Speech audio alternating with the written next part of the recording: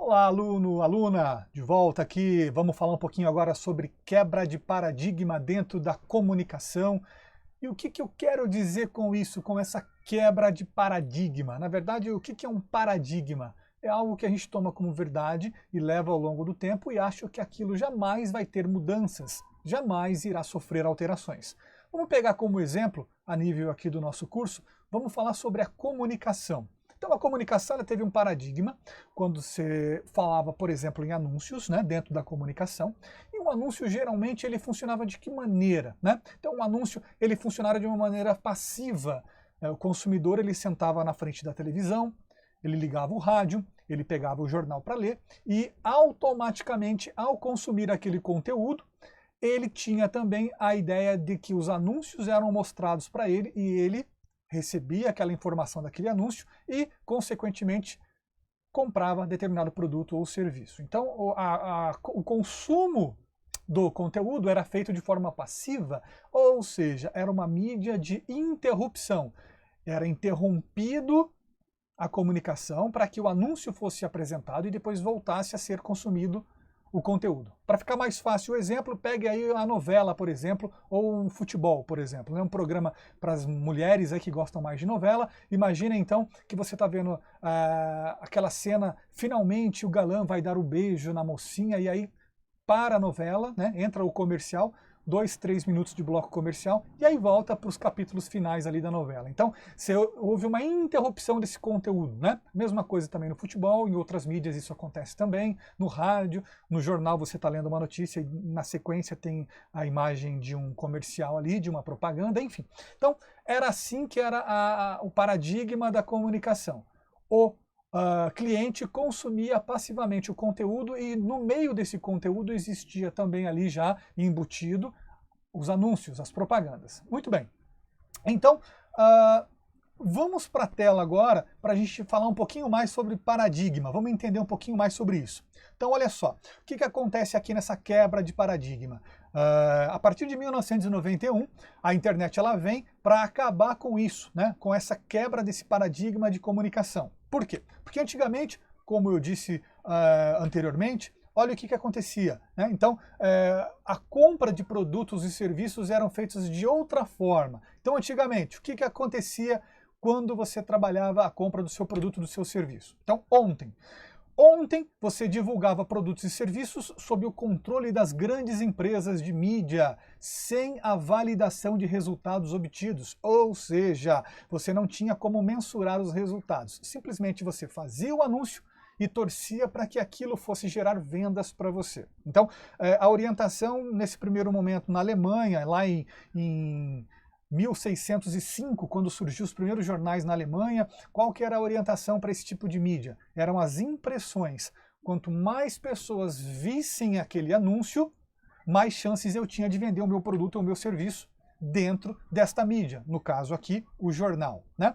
Então, o que acontecia antes também? Mais para trás aqui, em 1903, os primeiros testes de rádio sendo feitos aqui no Brasil, né? Então, os primeiros ensaios dessa mídia começam ali no início do século XX, e nós temos aqui também o rádio, né? Então, divulgar produtos e serviços sob o controle das grandes empresas de mídia sem a validação de resultados obtidos. Também, no caso, a orientação aqui do rádio era sobre a frequência. Então, quanto mais pessoas ouvindo, quanto mais pessoas consumindo aquele programa de rádio, mais chances eu tinha também de vender o meu produto ou o meu serviço. Mas tudo no campo da hipótese. Em nenhum momento eu conseguia medir os resultados para o rádio. É impossível até hoje você medir resultados precisos no rádio. Tá bom. Mais um pouquinho para frente, em 1930, na Alemanha, o que acontece? Surge a televisão, novamente. Qual que é a orientação da TV? É a audiência, muito próximo ali do rádio, que é a frequência, ou seja, o número de ouvintes. A TV é o número de telespectadores, nós chamamos isso de audiência. É o montante de pessoas que num determinado grupo de programas ou de shows, a pessoa está assistindo ali e, consequentemente, vai ver a sua mensagem também, e a sua mensagem pode ser atingida e, consequentemente, vender um produto ou serviço. Novamente também, não tem como mensurar resultados na televisão, tá? Você faz estimativas, mas nunca é preciso, você não consegue medir de uma maneira individual em grande escala. Ok. Hoje, o que acontece hoje em pleno 2021, na data da gravação desse vídeo? O que acontece? As coisas mudaram completamente e nós conseguimos fazer com que a quebra de paradigma mude.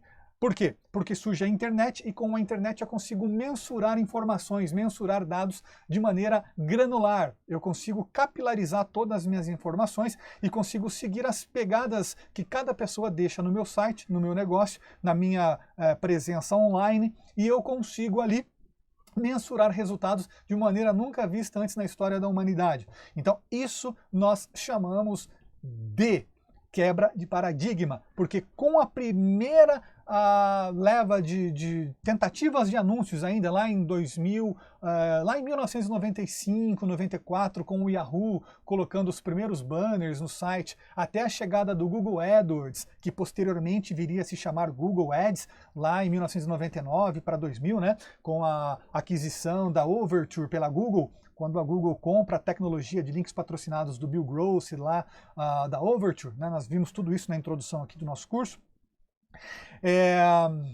Nós temos essa quebra de paradigma. Por quê?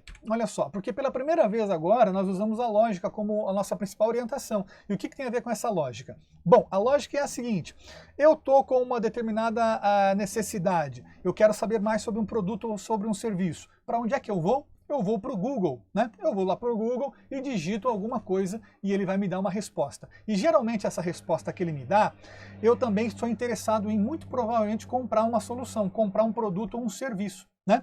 Então, por exemplo, eu vou no Google e digito celular, muito provavelmente eu quero saber mais sobre essa marca, sobre esse modelo, e muito provavelmente eu estou querendo comprar também. Então, pela primeira vez é o usuário que vai atrás da propaganda e não a propaganda que vai atrás do usuário, né? As coisas mudaram, não é a propaganda que corre mais atrás do cliente. Através de uma pesquisa feita na internet, através de um motor de busca, o paradigma ele é quebrado e pela primeira vez então a ordem ali é inversa, é o cliente procurando um produto ou um serviço. Isso é muito importante para você entender todo esse processo dessa lógica que acontece dentro de um motor de busca, tá bom? Então, os motores de busca, eles vieram para quebrar todo esse paradigma de publicidade que nós conhecíamos até então, certo?